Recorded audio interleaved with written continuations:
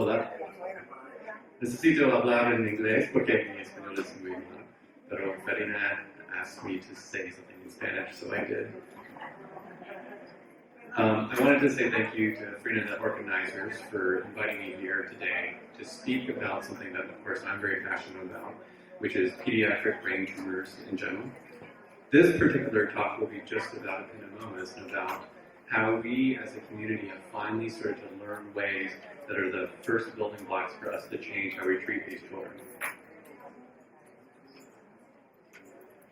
We'll go very briefly over some broad strokes of epinomoma, which I think most people in the room probably already know.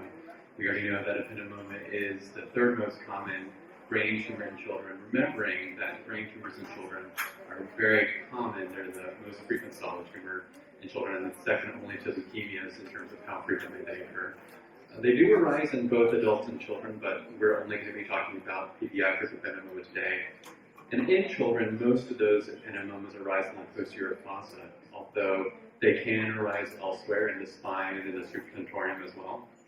I think that one confusing point about epinoma that we forget sometimes is that when we think about cancer, we often think about something that you win or lose, you survive or you die from in a very brief amount of time.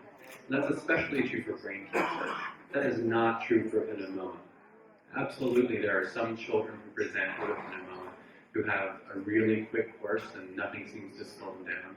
But the vast majority of children really have an indolent course where they have sometimes where you do some surgery and some radiation, they seem to stabilize for a couple of years, and then it comes back. And once it comes back, it is typically not curable. You can save a few of those children, but it is not often. However, we can stop the growth of that epinomoma with more radiation or with some chemotherapy.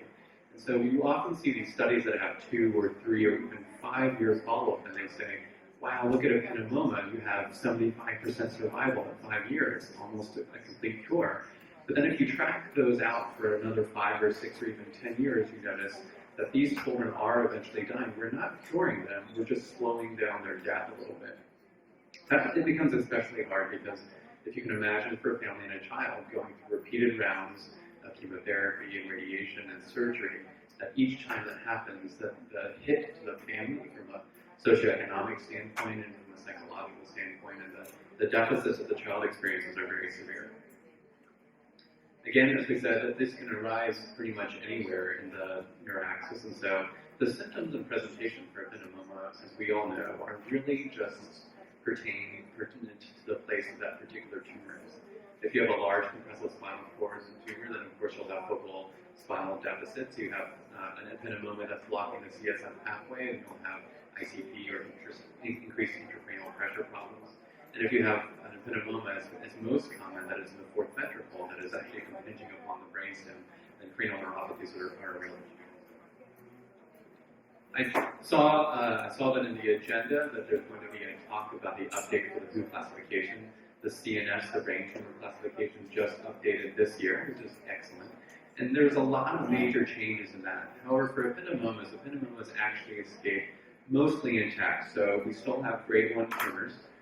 Those grade 1 tumors, the subepinomomas and the mixillary papillary epinomomas, they do occur in children, but they occur so infrequently. They're really diseases of adults that we won't be talking about them today. We have the classical epinomomas, which are your grade 2s, and the papillary clear cell antennacytic epinomomas. The new WHO documentation did delete the cellular epinomomas, saying that those epinomomas resemble too much the other kinds of tumors, and so it wasn't worth having an entirely different category for them. For the first time, and something we'll talk about in a few slides, they introduced a molecular diagnostic into their classification system, and that's the cerebrale fusion protein. And so this relay fusion really is a marker for a particular kind of supratentorial epinomoma, and we'll talk about that a little bit more. From a histology standpoint, these can be either grade 2 or grade 3, although that histological classification system is a little bit confusing for everybody also. And they still also have anaplastic epinomoma. And remember that we've had a lot of different literature which has said that anaplasia is a bad prognostic indicator, that if you have cells that look like they're growing faster or they're angrier or they're undergoing too much mitosis, and it sort of makes sense that those tumors would be more aggressive and harder to cure. But there's an equivalent amount of literature that shows that anaplasia is not actually a negative prognostic indicator, which is confusing.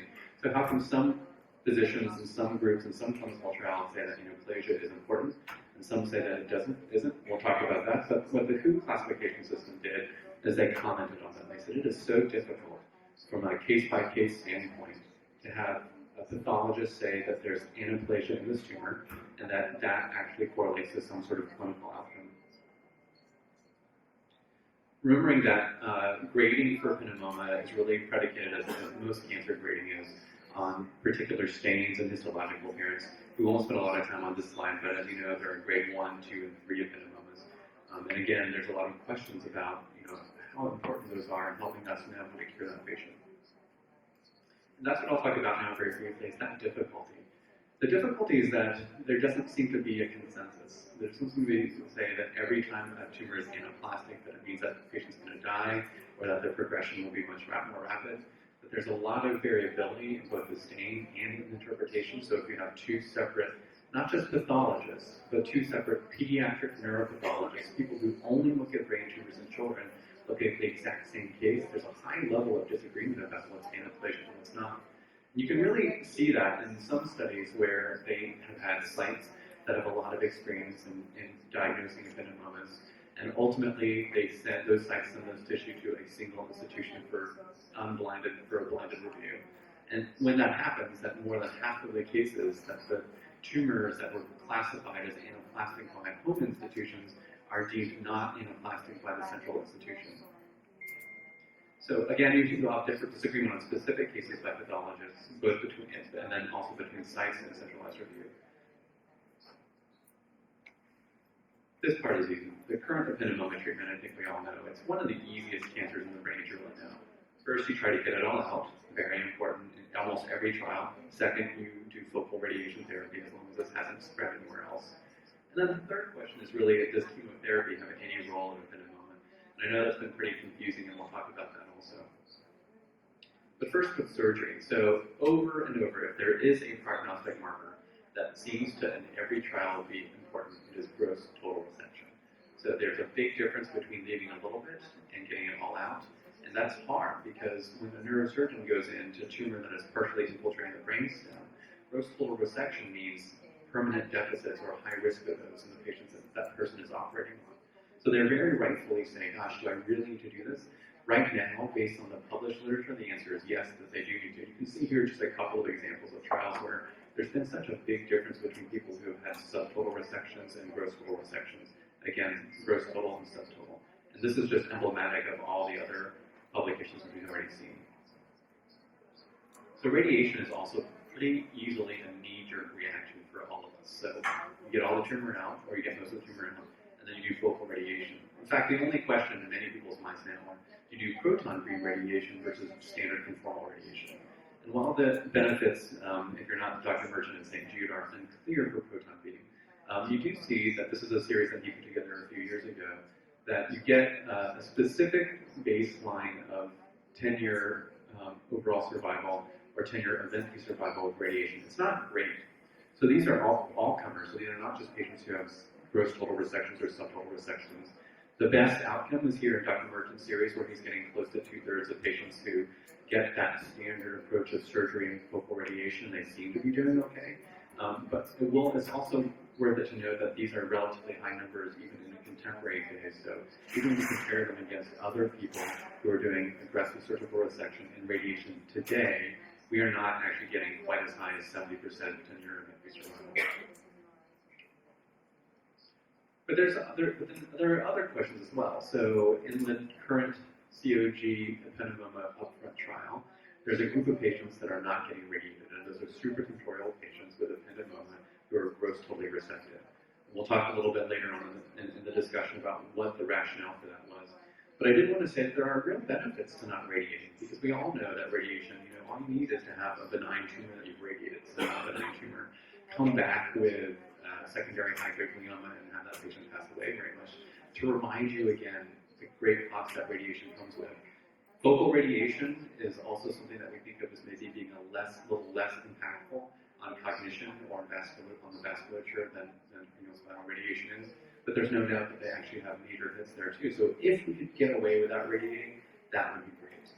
The second point to make with ependymoma in particular is that if it comes back, it almost always comes back in the same place that it grew in the first place. That is not always true. So you do always have to look again at the spine and the other areas of the brain to make sure that nothing else has grown if it comes back. But that does give you this opportunity that if you can save somebody radiation at one point, focal radiation, and then it comes back and it comes back in the same place, you might be able to salvage those patients by just doing re-resection and focal radiation now then for the first time. This case series is a series that was put together about all patients who, for one reason or another, did not get radiation up front. So none of these are recurrent patients. They're all patients who got some level of resection and they declined to get radiation. And you see that the outcomes actually, and these are relatively short. I just got done telling you how important it is to look at long-term survival for these patients. But these numbers are not very discrepant from gross oral resection plus radiation in the upfront context. Now, there are a ton of caveats, obviously. This is all retrospective data. These are cherry-picked patients, I'm sure. So there's not really a definitive, and certainly this is not a recommendation not to do radiation. What it is a recommendation to do is to think about what do we really need to cure these patients. And then chemotherapy. So there's plenty of large trial data that does not seem to show chemotherapy as a benefit. Both in the PSYOP groups and the COG groups and everywhere across the world, people have been looking at chemotherapy for ependymoma. In fact, you would just assume that we've gotten the answer that this chemo is not helpful at ependymoma. But the problem is that there's a lot of data to the contrary as well. So there's no doubt that if you gave 100 kids with newly diagnosed ependymomas and chemotherapy, a third of those kids would shrink. So it's very intuitive to say, like, well, I just gave chemotherapy to a patient with a brain tumor, the brain tumor shrank, chemo must be killing some of those brain cells. It's really sort of a self-evident conclusion. There's the people who've done pediatric infant studies where they're really trying to stay away from radiation, see objective responses. They see complete responses sometimes in that situation. And then a couple of clinical trials, one of which I'll talk about now also. So CCG 9942 is a legacy trial, so it's an old trial. It predates the Children's Oncology Group. And the design of this trial was to do neoadjuvant therapy, so to do the surgery, and then to do chemo, and then to do radiation. So it's a model that we obviously see in a lot of the solid tumors in the body, the bone sarcomas, where we always do something like this, and there's a lot of good rationale for that. You want to shrink down the amount of the disease process so that you can reduce your focal radiation, you can take care of micrometastatic disease. There are a lot of benefits to that approach. And of note, about half of these patients were grossly resected, so those were the good players. Pretty impressive objective response rate. When we talk about objective response rates, we're not just talking about something where the tumors need to stabilize, maybe it's shrank by half a centimeter or half a millimeter. These are at least 50% shrinkages. So you're talking about at least half of the kids on this trial that received chemotherapy prior to radiation having such great tumor shrinkage that they had a marked benefit. It sounds, again, of course chemotherapy is helpful. Unfortunately, when they actually looked at the study as a whole, it didn't seem to be that way. So when you got pre-radiation chemotherapy and you had a subtotal resection, it didn't seem to change your kinetics at all. In your overall survival, you still died very rapidly. If you had no chemotherapy, so if you just got radiation alone, you did about where we thought you would do, in around this range. And then if you got radiation and you have a near total resection, you had chemotherapy and a near total resection, maybe there's a difference here. That's not statistically significant. If you squint, you could say, well, yeah, maybe chemo helped a little bit, but it's certainly not a definitive here. So suddenly you're saying, despite the fact that tumors shrink, and sometimes dramatically so, chemotherapy does not seem to, in these large, unselected studies, improve the outcomes for these patients long term. The other problem is this. So a significant proportion of patients who got the neoadjuvant chemotherapy got worse. Their tumors got bigger, the kids got thicker, and so in those situations, obviously, you're kind of stuck. So the whole intent was to reduce your radiation field, and suddenly you brought these kids a larger radiation field and more consequences of the radiation. So exactly what you didn't want to see happening. And we just don't know who these 15% are. There was no way for us to determine up front who we could use this approach in. And then when you look at it across trials, of course, again, a lot of people keep looking at trying to look at chemotherapy, again, for the reasons that we talked about.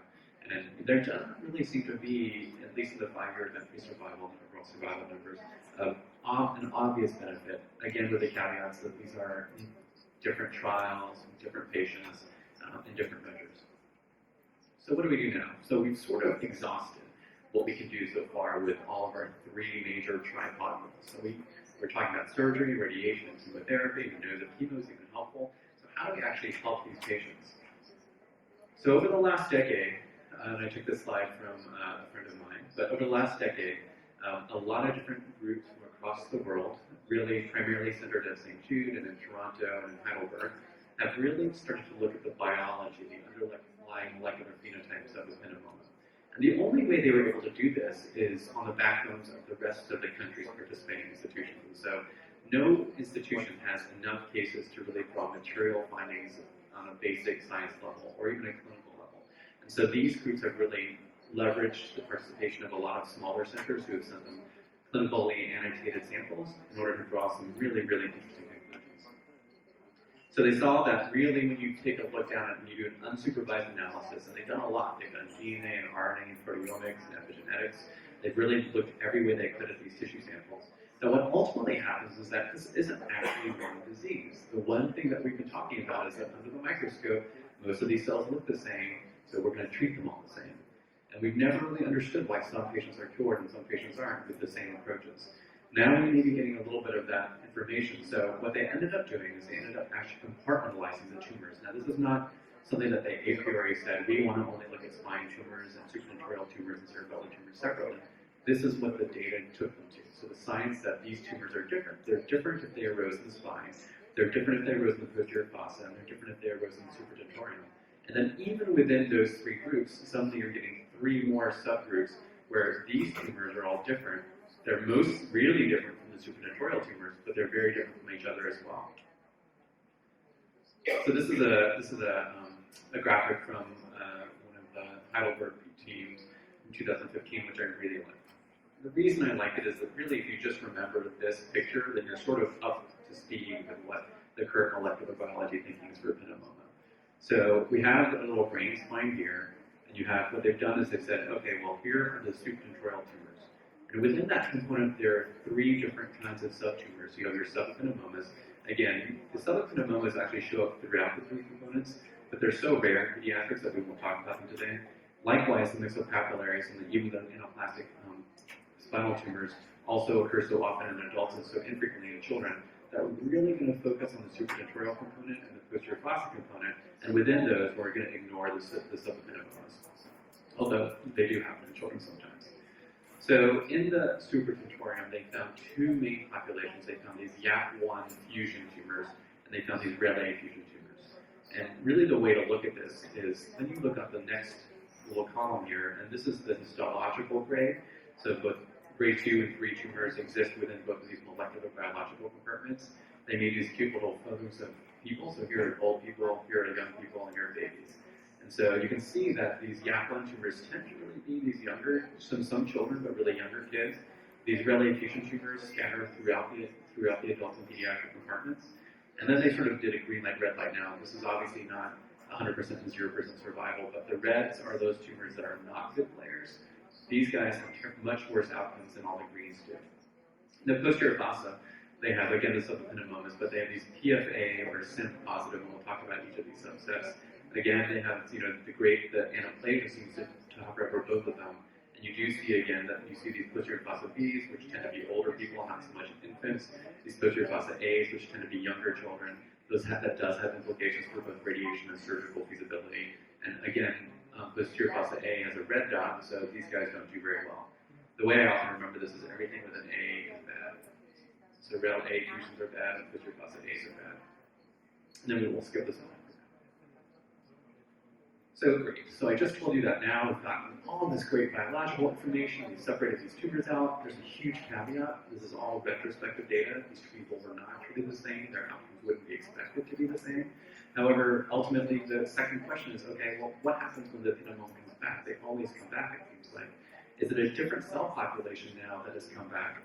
And that's really important, because if we treat somebody up front with a quote-unquote curative regimen, and then we end up not curing it, and it's because there's a different tumor population and actually is the resistant one, well, we've got to address that resistant population up front as well. So the good news is, and this is not always true across these new biological studies, is that these molecular subgroups are very stable when they come back. And so the way to look at this, besides looking at this plot here, is what's brown and what's blue. So the browns are the primary tumor analyses, and then they'll have a little arrow pointing to the recurrent ependymoma. They took 45 patients who had recurrent ependymoma. They had samples both up front and recurrence. And what you can see is that most of these arrows are tight, which means that even when these tumors come back, they don't look very different molecularly. There are some exceptions, especially in the spine, but no tumors, 0% of the tumors that were studied actually flip subgroups, which means that if we can find a good treatment for that kind of subgroup, then it should really address all the populations, including the more resistant ones that come back. So this is also another pretty picture. But the important point of this picture, there's 2 points I wanted to draw. One is that the colors do not all overlap. Each color represents a different kind of one of those 9 different kinds of tumor subtypes. So that's important because, one, this will give you a sense of what are some targets that we can use for helping cure these patients. And you might focus on these red A patients. Where are the reds? Here's some reds, embryo development, and here's sort of this PDGF insulin group down here. So what this kind of expression analysis can give us is a rational way to target very specific characteristics of each kind of tumor. The other thing to take away from this is that if you use some sort of drug that's, again, anti-CAMP metabolism, then that should be really good for ALK1 tumors. But do not enroll red tumors in there because they're not going to respond, or would they be predicted to respond. And that is unfortunately what we have been doing for the last 50 years, is just treating every patient the same. We'll talk a little bit about why that's such a flawed approach, although we don't really know yet how to get around that. So I wanted to focus a little bit more on the 2 main compartments, the posterior fossa, where we see most of our pediatric ependymoma, and then the supratentorium. So when you do an analysis here, you cluster again very similarly. So now this is similar to this, except it's much simpler because we're just looking at posterior fossa ependymoma. And so then you have your red, your posterior fossa A tumors, and your group B's. And you can see that again, it's different pathways that are really implicated in the tumorigenesis and the progression of these. There are definitely different age groups. You could have taken that from the summary slide, but this is the data that predicated the summary slide, where you can see that these PFA tumors, these bad players, really tend to be in the younger children, although the error bars are pretty wide, so your range does overlap. So you will have group B tumors that are in young children, and you will have group A tumors that are in older children. So posterior fossa ependymoma. What is the big deal about these? It's fine, they have molecular drivers that are different. What else is different about them? The outcomes are hugely discrepant. So here in the blue are your good players, your posterior fossa B. This is overall survival on the left and progression-free survival on the right. The blue good players, they're not awesome players. They're progressing still, and they're progressing to significant numbers. This is still only 60% progression-free survival at about 6 or 7 years. But they're so much better than these posterior fossa A tumors that tank very rapidly, and they die here or they progress very quickly. And so when you see this kind of discrepancy in outcomes with the current modalities of treatments, you know that if you're going to try to change the face of most people, then you're going to focus maybe on these harder to cure patients first. And it's a little bit less rational to then use very dangerous experimental therapies on somebody who's going to have a relatively good outcome with surgery and radiation alone. So looking at the posterior fossa A tumors. So these guys are characterized by the CpG unmethylation phenotypes. So we have heard of the SMEO positive. And that's one of these crazy new epigenetic phenomena that has really started to rear its head in the H3K27M mutations in DIPGs and midline polemic gliomas. It really causes a lot of downregulation. So now you're not talking about DNA mutations. So we've often thought, or at least I did, that you needed an activating mutation in the DNA to really denote an approach that would be successful. Instead, now we're talking about a different way of causing the DNA to be expressed, which really changes this dynamic into tumor suppressor pathways and differentiation genes. So suddenly you get a proliferative picture there too. Again, in the DIPGs and the midline microgliomas, this PRC2 complex is something that keeps on becoming more and more, I guess, famous is what we'll use for. Because what it does is it trimethylates this H3K27. So we are not looking at, unlike the gliomas, we're not looking at a point mutation, an H3K27M mutation, which has become such a hallmark in 3/4 of DIPG patients. But what we are looking at is a very similar pathway where you're suddenly getting a change in this complex, which then methylates this point, which then changes the way the histones are actually expressing their DNA. There are a lot of other alterations, as you saw on the big expression map that we had up earlier. And then the one thing that we'll look at in a second is this lambda2 staining, which one group sort of we'll talk about too. So what about the posterior fossa B type? So interestingly, these tumors tend to have a much more unstable chromosomal pattern. So they have a lot more mutations than the worst players. Their overall survival is pretty good, although again, we looked at the EFS and it's not great. And I just got done telling you a few slides ago that if you're progressing, even if you're surviving, at some point you're going to die of your disease. So it's still not a place we want to be. Most of these pathways were more of these mitochondrial microtubule assembly. One pathway that came out of the posterior fossa B tumors are the Notch pathways. We do have some experimental treatments that can target the Notch pathway, so that might be a rational choice for posterior fossa B tumors. And like the other one that had LAMA2 staining, this has NEL2 staining as an IHC marker for this kind of subtype, which we'll talk about. Again, so these posterior fossa B tumors, so these are the better players. These are the guys that are cured much more frequently than posterior fossa A tumors.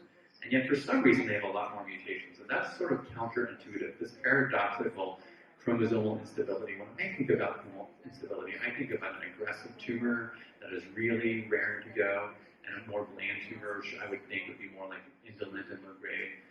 But this sort of paradoxical activation, meaning this paradoxical effect where you have a lot of mutations and you have a better outcome, has been reported in a lot of different other kinds of tumors. And one need not look any further than the UTRTs, which have an almost quiescent genome to begin with, and yet look at their outcomes, which are essentially horrendous.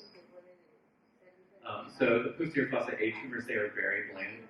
If you look at the number of significantly recurrent mutations, ependymoma is at the bottom, or posterior fossa A ependymoma are at the bottom.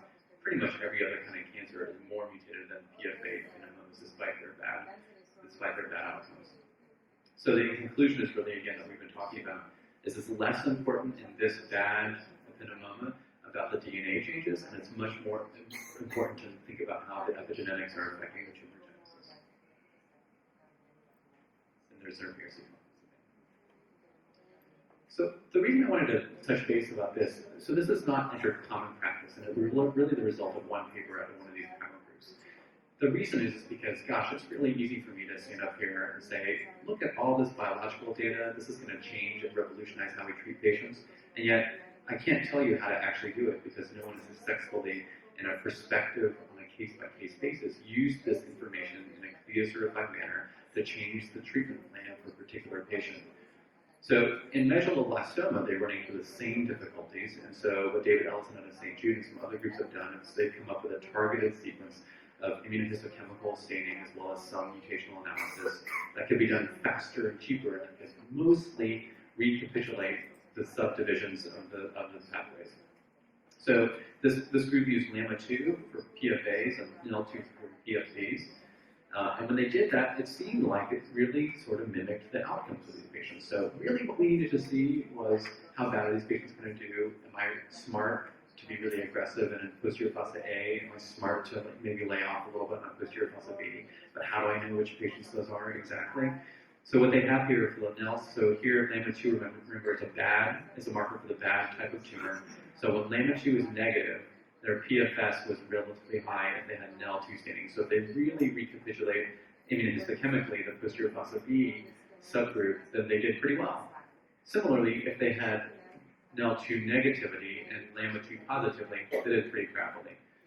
And then the sort of indeterminate cases where they had positive staining in both or negative staining in both, as you might expect, were somewhere in the middle. But at least this provides one potential rational way that we can realistically leverage the resources that we have to start thinking about how to change the pattern of treatment for these types of patients. There are a lot of other genetic abnormalities as we've talked about before. So, ERBB2, 2 and 4, EGFR inhibition has been something that it's not like we haven't known about this. We have. And as a world community, we tried it. We tried 4 or 5 different EGFR inhibitors in recurrent ependymoma based on data that shows that the EGFR pathway is hyperactivated in many of these tumors. And the problem is it hasn't worked. So we've done it, and then nobody has responded, and the statistical analyses said this is an ineffective therapy, and so that drug was thrown away, at least thrown away outside of the treatment for ependymoma. Telomerase inhibition, we've tried that as well. Again, you can look at the Notch there. This is just one example of an investigational agent that could potentially target Notch, which might make sense on posterior fossa B. There are these other things with that PRC2, and this little category looks very similar to what people are thinking about for DIPGs, because again, it's a way to potentially target the epigenetic structure of these tumors, which seems to be the real driver for posterior facet A.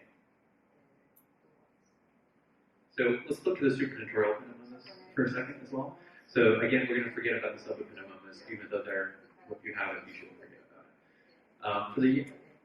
For the reasons that are very similar to the posterior facet epineumomas, that their outcomes are so discrepant. In fact, so you should see a blue survival line for the YAP1 tumors. The reason you don't in this overall survival plot is because it's 100%, and it's plugged into the subepineumoma survival line. So here again, so the numbers were smaller for the EFS, the progression-free survival, and so you see this sort of phenomenon in Kaplan-Meier where you suddenly drop off here.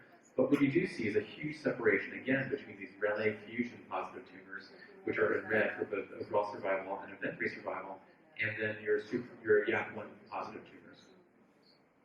So YAP1 tumors, this stands for yes associated something 1. I don't remember what it stands for, but again, they have a really excellent outcome. And the reason to think about that is because would you subject a child to a large volume of supratentorial radiation at 2 years old if they have a survival outcome that looks like this? It's hard to say that you would, knowing that there are very realistic negative consequences of that kind of an approach. Although that is still standard of care, so we're not changing anything like that right now. On the flip side, these Relay fusion tumors seem to do very poorly, as you saw on that previous Kaplan-Meier curve. So what is this? This is a C11orf95 Relay fusion. This is a really intense oncogene fusion, activation fusion that occurs somewhere on chromosome 11. And it's actually present in the majority of supratentorial epineumomas. So this is later when we're talking about the COG trial, you'll see that this doesn't sync up entirely with what we're doing there. Nevertheless, if you think about patients with a supratentorial epineumonoma, chances are they have a Relay fusion tumor, and chances are they're going to turn out like this with your standard resection and radiation. The Relay fusion signals through NF-kappa B. That's a pathway that is a transcription pathway, as we know, that is highly implicated in lots and lots of different kinds of cancers. There's not yet a really great way to target this pathway, although there are a lot of investigational agents in development currently that we might be able to change something like that. Sort of just global genetic findings. So pediatric tumors are not adults' tumors. You already saw in that fun picture with the little babies and the children and the adults that there's quite a discrepant incidence in different age ranges. Mutations are different, even within the same subtypes between adults and pediatrics. Adults have more mutations. There's a lot of different chromosomal changes that are present in children that are not present in adults. Those pretty expression pathway clusters that we saw are not the same between adults and pediatrics. And then there are a lot of other sort of mutations or overexpressions that have been published over the years that almost certainly have some implication for some tumors and some epineumomas. We just need to figure out who those people are before we embark on a treatment for that. Okay, so we talked a lot now about how we treat patients now with epineumonoma in a very generalized way, and then about how the underlying biology is really revolutionizing at least our understanding of epineumonoma. But what does that really mean? So what is really important? So what this group did in 2015 is that they went through a list of the things that we typically think of as important, either positively or negatively, in predicting the outcomes for epineumonoma. And so 1Q gain is one of those genetic aberrations, which is really, really bad. Anaplasia, so grade 3 versus grade 2. Age, we always think of younger age as being not so great. This resection, whether they got chemo, whether they got radiation, and then what subtypes they were. And the ones that turned out to be actually bad, like we thought they would be. The 1Q gain definitely was definitely a bad player. Resection. So again, we do see that gross total resection is much, much better than subtotal resection. And then it came down to the different groups of the molecular phenotypes. So if you were posterior facet A versus B, if you're Relay fusion positive versus negative, those seem to come out very strongly from a prognostic sense. And we're not using these things right now to determine how aggressively or how benignly we treat children with epineumonoma. Also sort of a surprise, I guess, is that anaplasia did not seem to do anything. The hazard ratio was about equivalent, and the p-value was incredibly non-significant, which really makes you start to think that anaplasia, when you think about it on a subgroup level, is not an important predictive marker. Chemotherapy, whether you received it or not, though with a huge caveat that this is all retrospective data, did not seem to help or hurt you very much. Radiation therapy did not seem to help or hurt you very much, interestingly enough. There is a hazard ratio which seems to show that radiation, the presence of radiation helps you a little bit, but it was so non-significant that it's hard to draw a really firm conclusion about that. Ultimately, I think that from my perspective, what you draw from this is that probably in some patients, all of these are important. For the population, they are probably not important with some exceptions, like the molecular phenotyping and the sort of surgical resection. So what this group then did is decide, okay, so what we just saw was an analysis of ependymoma in general. What I'm just saying is not how we should be looking at it anymore. So what do these factors look like when you are looking at a subtype-specific analysis?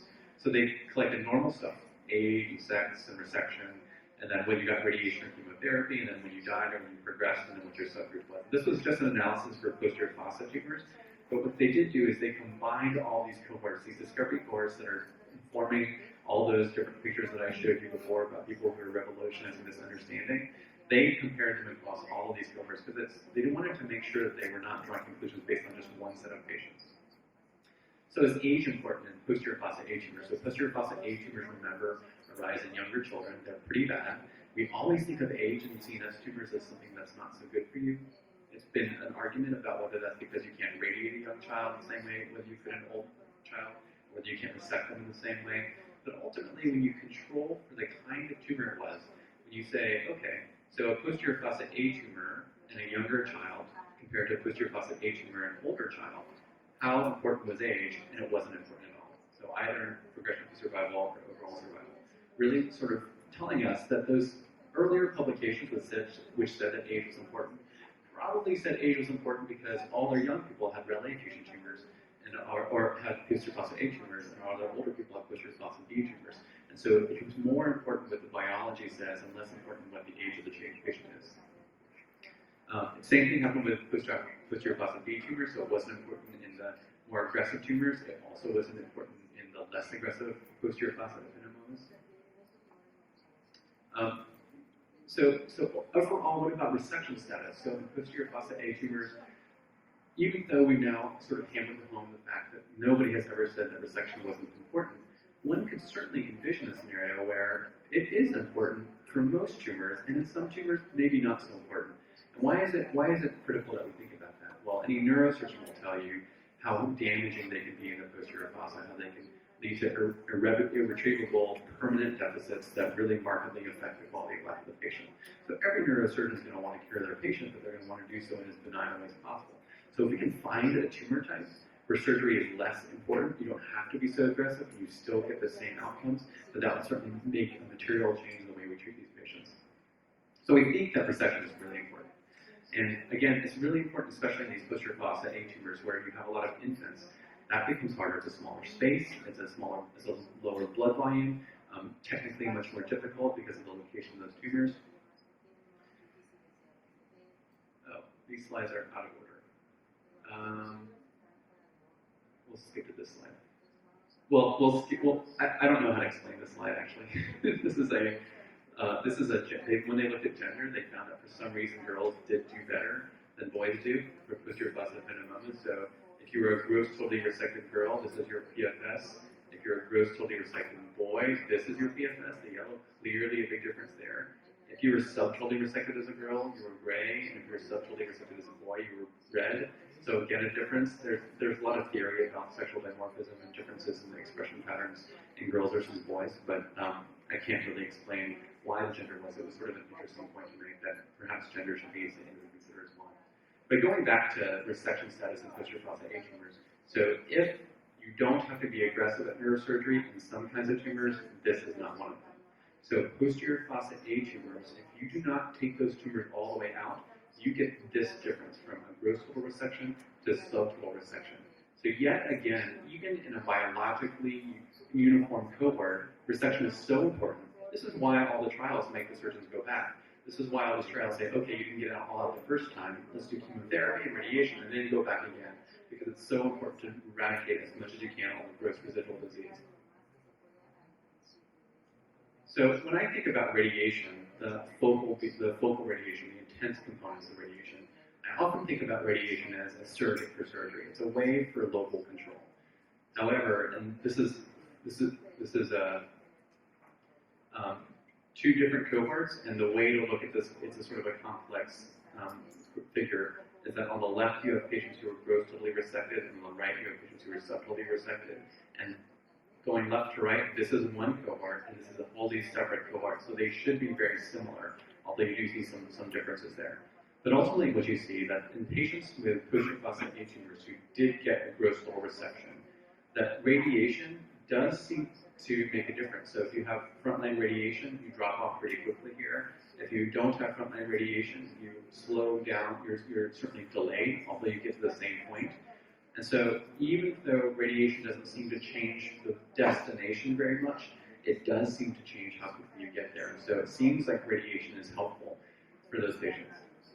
When there is a subtotal resection, it's a little confusing because if you don't get all the tumor out, radiation in this cohort didn't change your outcome. Meaning you might as well not even radiate because if you didn't get it all in the beginning, then you're not going to help cure those patients at all anymore. Whereas here, there's a little bit more of a change, although yet again, the destination is the same. So really the thought process from my perspective about posterior facet A resections and radiation is it's so important to really push your neurosurgeons to go back and get those tumors again if they at all possibly can, because radiation isn't going to cure them, although radiation may delay their progression somewhat. For the different kind of tumors, the posterior facet B tumors, yet again, we see the same thing. So for progression-free survival, if you do not get all the tumor out, there's such a big difference. You know, really, again, even though the overall outcomes for posterior facet B are already very good, you can make them better with gross total resection. So from a conclusion standpoint on the resection status, so posterior facet A tumors, resection is still really, really important. It's a hard surgery to do. It's going to be morbid for the patient, but it's really important. If they're going to be gored, chances are it's because they're going to get a resection, much like, you know, some of the I saw that you guys were talking about high-grade gliomas in the last talk, and so much like in high-grade gliomas, if you have a survivor in that 15% range, it's going to be only on the backs of a gross total resection. And then survival does remain poor for subtotal resections who receive radiation, and it's a little unclear whether it helps prolong their life, even though it's not curative. For posterior facet B, the same again holds true. So yes, they all do pretty well, but the 10-year event-free survival is still very different between those with gross total and subtotal resections. But I like this topic. So this is maybe the only time that I'm looking at overall survival as a really good way to look at the outcomes for these patients. Because if they get a GTR, everybody lives in 10 years. If they don't get a gross total resection, if they're subtotally resected, a third of them are not alive in 10 years. Now, these are not terrible numbers in the world of pediatric brain tumors. I get that. But this is such a big difference that it really makes sense to keep pushing for surgery. Going back a little bit, so what does radiation do for the good tumors? Radiation is a little bit less clearly beneficial than we thought it was. So now we're radiating all these children who in the posterior facet who have a posterior facet B tumor. Doesn't really help them. From an overall survival standpoint, it doesn't seem like it helps them at all. From a progression-free survival standpoint, it's possible that if you do frontline radiation, you prolong the time it takes from a progression-free perspective, and maybe that's enough reason to continue to do radiation in this component, but maybe it's not. Maybe this is a patient population that we can think about dropping out radiation, at least frontline radiation. This is certainly one of the things to think about, not to change your practice here, but when we are thinking about ways to alter the treatment for children with melanoma, then this is certainly seems like a relatively low-hanging fruit, especially because even if you didn't get frontline radiation at first and that tumor came back and you radiated it again, you survived the same. So that is a model that we've seen used in infant tumors and in other kinds of brain tumors where patients are salvaged so readily with radiation, even on recurrence, and yet you've spared half or two-thirds or even just a third of patients who don't get radiation are cured nonetheless. That it seems to be a reasonable thought about sparing children with posterior facet B tumors from radiation, and then if it comes back to do surgery again and radiation, you probably haven't lost any ground. So conclusions about the predictive ependymomas factors, resection status important in both subtypes of posterior facet. Radiation, definitely helpful for posterior facet A tumors, not curative, but helpful. And then posterior facet B tumors, really not sure how important this will be. Age is not really helpful. Gender may have some differences, although not changeable. I want to talk about, this is just one slide for immunophenotype, and I'll be talking tomorrow about immunotherapy in pediatric brain tumors, because this is such an exciting arena for all kinds of adult and pediatric cancers at this point. But the truth is that we don't know which tumors are going to be susceptible. If you even look at the checkpoint inhibitor data, that there are some tumors where it is amazingly successful, and then other tumors that it does nothing for those. So from an immunophenotype perspective for ependymoma, it is definitely true that ependymoma seem to have a very particular immune system. They have increased TGF-beta and other sorts of immunosuppressive elements. They have decreased T cell function, some of them do. And that really translates into how many T cells are active in a tumor as well. And what that means is that you can stratify your tumors into a group that has an immune signature which is pretty good and an immune signature which is pretty suppressive and pretty bad. And when you do that, the proof is that when you look at who survives and who doesn't, and none of these are children who got immunotherapy. These are children who got surgery and radiation and maybe some chemotherapy sprinkled here or there. But when you look at the children in general, the ones who had more favorable immune profiles did so much better than the ones who had bad immune profiles that it seems like the immune system is probably playing a large role in who is surviving or who is responding and who isn't. And that's something that we'll talk a little bit more about tomorrow. So let's talk a little bit about the active clinical trials. So it's well and good for the scientists that publishing lots of papers, they're giving lots of talks, they're getting lots of grants. But that hasn't helped any patients yet. The upfront clinical trials right now that I'm aware of, there's one in Europe and one in the US. One is the 0831 trial in the US and the SMEO trial, which we'll talk about. And then in recurrent tumors, there's not a ton of ependymoma-specific trials. So when I looked at clinical trials that we did yesterday, so it's really updated at this point, there were several trials that included ependymoma tumors, but none that specifically targeted ependymoma, and none that enriched those ependymoma. We just have talked so much now about how different one ependymoma is from another, that some of these really targeted approaches like everolimus and erlotinib, that these things seem to really beg for a particular patient population. And that's not the way these trials are designed right now, for a lot of good reasons. There are a lot of immune sort of directed treatments. I think it's fair to hope that immunotherapy is malleable enough and flexible enough that it doesn't need a particular expression in the ependymoma to be effective. But basically, all of these immune trials are also not looking at very specific. They're not saying I want posterior facet A relay fusion or suprainterior relay fusion tumors, or they're not saying that I need a tumor that has a YAP1 signature. They're just saying, give me a ependymoma that's come back. And it's not a huge leap to assume that even the immunotherapies, but certainly the targeted therapies, may not be successful simply because they've enrolled the wrong patient. We'll have one really interesting story in a second about that. I just want to talk about these large upfront studies for a second. I think I'm right on time. So if you're familiar with the Children's Oncology Group, which was born under the old CCG and the POG groups in the United States, it is a large organization. It involves lots of different institutions, both in the US and abroad. And because in some parts of its size, it is slow. So this study was actually conceptualized in 2008, which is the 08 right here. That's almost a decade ago. It was activated in 2010. It's still going on. So that means that about 3/4, actually this is what their goal is, but about 3/4 of the patients that we need enrolled in this study to learn something from it have been enrolled in almost 10 years of total development and 7 years of being open. So it's a slow process, and that's unfortunately the way that, as we know, phase 3 trials look. They are the way to get definitive information, but in rare tumors they can be excruciatingly slow, and by the time they even start, sometimes they're outdated in terms of the science. This is a schema from 0831. So basically, I think most people are already familiar with this approach. You get your surgery, you're enrolled, you get rapid central review. So people look very quickly to make sure you have ependymoma. They are not looking to see if you have anaplesia. They are not looking to see if you're a subtype. They're just making sure you have ependymoma. And sometimes even that is failure. And then you kind of go 3 different paths. If you have a gross total resection, so if you have nothing left, essentially, and that's both in the posterior fossa and the suprainferior, then you're randomized. You'll get your radiation. So remember, our treatment is surgery, radiation, and then maybe your chemo or not. And you don't either get 9 months of chemo or you'll get nothing. And so the hope here is that we'll answer the question about whether chemotherapy is helpful at preventing recurrence in ependymoma. There's a huge caveat here again, is that even though molecular analysis will be a part of this clinical trial's analysis eventually. It's not dictating anything up front, and so again, you can very easily imagine a scenario where chemo is exquisitely effective in maybe a YAP1 tumor and incredibly unhelpful, or at least these chemotherapies would say a relic fusion tumor or something of that nature, in some sort of variation.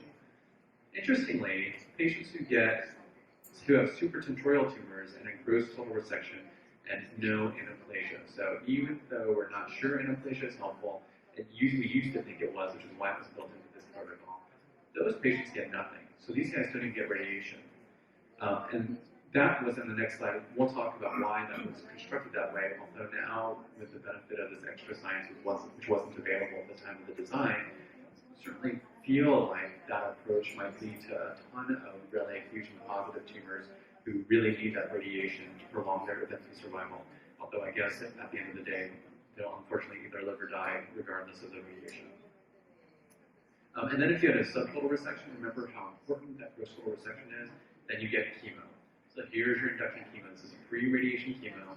I told you how the previous COG study actually showed that it helped a lot of patients. It screwed several patients.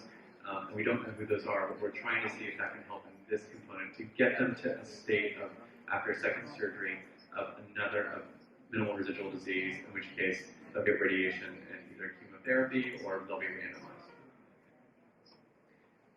So the reason initially for the design of the supratentorial patients here, who are not getting radiation if they're completely resected and they're not anaplastic, was some very limited early data from the previous trial, where there were several patients who had this supratentorial adenoma. They did not look angry, and they were taken out, and they seemed to do pretty well. Only a couple of patients experienced localized relapse, and these guys, they said they could treat with just surgery and radiation. This is the model I was just talking about, but not for supratentorial tumors, for posterior fossil B tumors from a biological standpoint. Nonetheless, so far it's continued to go on, and we'll kind of hope and pray that we were wrong, and that some of these tumors are not relay fusion tumors, and that they won't suffer because of the lack of radiation. OA3 will look at a lot of correlatives, they'll look at the molecular phenotypes, they'll look at all these ancillary studies as well to really understand a little bit more about how impactful in a moment is over the time life of that patient. The SLAP trial is very similar. It's interesting. I always wonder why it is that the Europeans and the US teams seem to mimic each other instead of doing things that are slightly different and can inform us.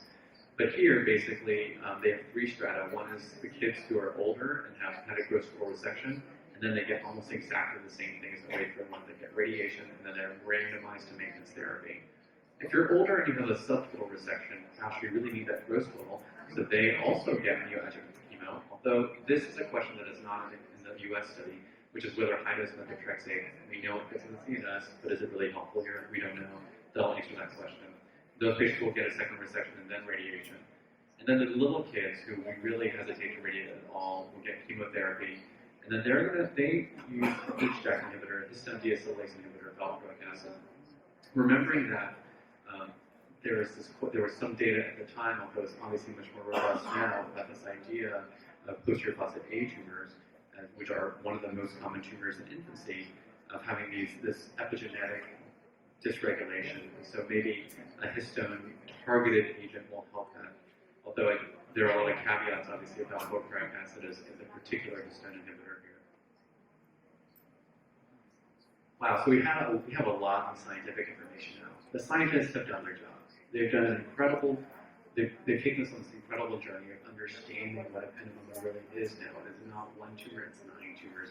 It's more geometry, at least 4 tumors that are clinically relevant to our practice. But why haven't we done change through? Why are we still using trials like this if we have all this information? Well, unfortunately, those are, as we know, the kinetics of a trial, that they're slow, and by the time they're finished, they're probably already outdated to begin with. But beyond that, we have a lot of logistical issues. So we don't have a lot of patients. This is just the US patients with ependymoma. But if you only have 200 patients, and you split those up into 3 different regions of the brain and spine, and you split those up again into 3 different tumors within each of those regions, and you're now talking about a minuscule amount of patients. You don't have very many patients, especially when you're saying you can't treat those patients similarly, any of them, because they all have such different molecular phenotypes. We don't really know. It's easy for us to say, oh yeah, let's go figure out what the phenotype is and go figure out what subgroup they really are. That is hard to do. We're struggling. We have known about medulloblastoma subgroups for quite a long time at this point. There's only one trial that I'm aware of that is currently active that is actually using those molecular phenotypes to inform the treatment, and that's the St. Jude medulla trial. COG has not done it. The Europeans have not done it.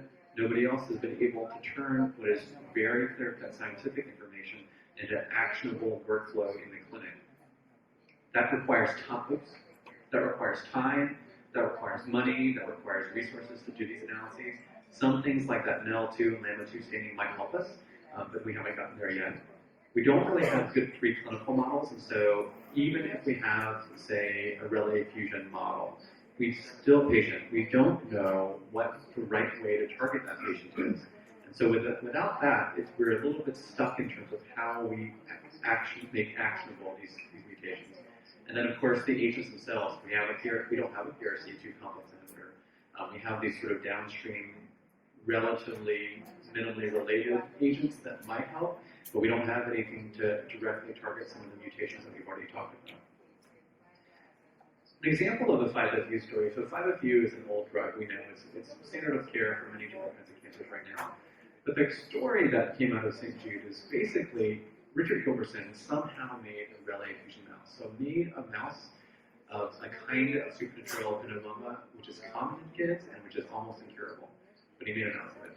And then he treated a bunch of cells with something like 40,000 different agents. And these were chemo agents and targeted agents and like household cleaners. They were whatever they could get their hands on to see in a very unbiased way what's going to help them. And then out of that, they picked out something like, they took it through many vetting sequences and they picked out a few agents. And 5-FU consistently came up as one of the most promising agents there. They did a bunch of PK delivery data, so they figured out how to make sure that the right amount got into the central nervous system. That's always a blockade for anything that we try, because who knows if it gets into the brain, much less into the tumor. And they started a phase 1 study. Unfortunately, the phase 1 study was a little different. So, like any phase 1 study, you don't select patient populations. You don't enrich, because one, that would slow things way down. 2, that would increase your resource cost of doing the study to begin with. And 3, you'll have a lot of arguments from the people who are more who rest more in the historical way that we have developed drugs. That will say a phase 1 study is for efficacy. A phase 1 study is to see how toxic that drug is. So we don't need to know what kind of molecular patients there are. Unfortunately, as we talked about, these patients have received a ton of treatment because they keep coming back. It keeps getting stabilized with treatment of some sort that causes more toxicities. So all these kids, or many of these kids, are already a little bit fragile when they start. Only 3 patients had the kind of fusion which would have predicted sensitivity to 5-FU. So remember that the specific model that was made, and you can argue about mouse models, and you can tell me that no mouse models ever translated into an actionable clinical thing in humans. So there are a lot of flaws and breakdowns, but if you were to say, okay, that was a really good model for supranatorial relay fusion tumors, and that model predicted that 5-FU would be effective in that model, only a tiny proportion of the patients actually on this trial actually had that particular fusion. And so it's not really much as a surprise. There was no statistical response in that cohort. There was a lot of toxicity. It was hard to give. It's not a benign agent. And so the approach was deemed ineffective. And this is, I think, a story not about epineumonoma alone, but about the way that we're going to actionabilize how we're going to really change the way we approach treatment based on the biology that we're understanding now. We cannot go about saying that the old ways of doing unselected approaches are the right ways, because that's going to inevitably lead us to try things and then throw them away when they may just not have been trying the right patients. And just a reminder about that cost of epineumonoma. It's not just a health resources cost, it's a significant cost to the patients and to the families. In some ways, it's sort of a slow death instead of DIPGs are really terrible. You only have 10 to 12 months after your first diagnosis and your child's going to pass away. Epineumomas are, in a different way, excruciating as well, because you'll have this immensely prolonged period. The end game is going to be the same. Your child will pass away, but there's so much damage that happens en route. And even for those patients that are cured, there's evolving data now about how impacted those patients are from a cognitive standpoint, from the ability to have a job and have a family and be happy, and the things that make life, at least the way that we view it, as really beneficial.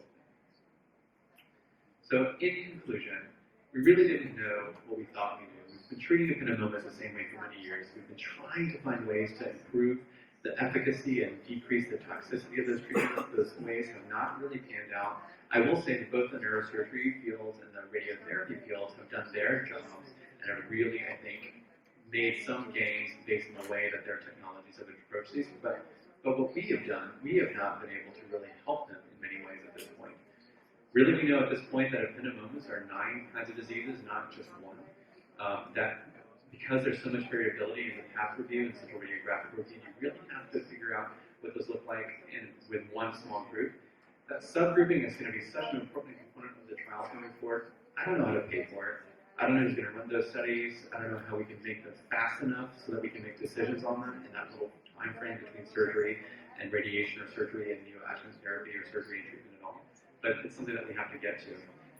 And although it's early, all of this biology has helped all of us in this room start to think about, maybe we're trying to figure out how to make this happen from a feasibility and a logistical standpoint, but now we know what we do need to make happen. So we have the goal, and those steps to building the bridge to the next shore are much easier than just trying to figure out if we don't know where we're going in the first place. So again, I wanted to thank the organizers of the conference for inviting me. I obviously love brain tumors in children. I think it's an area that we, as pediatric oncologists, can make such a huge difference. And my close friends and colleagues who are leukemia lymphoma experts will have joking conversations often where I tell them that they're like leukemia that is barely any cancer at all. It's kind of like an infection that they can get rid of, as opposed to a brain tumor where you can do real good. They don't really often respond to my comments in a favorable manner.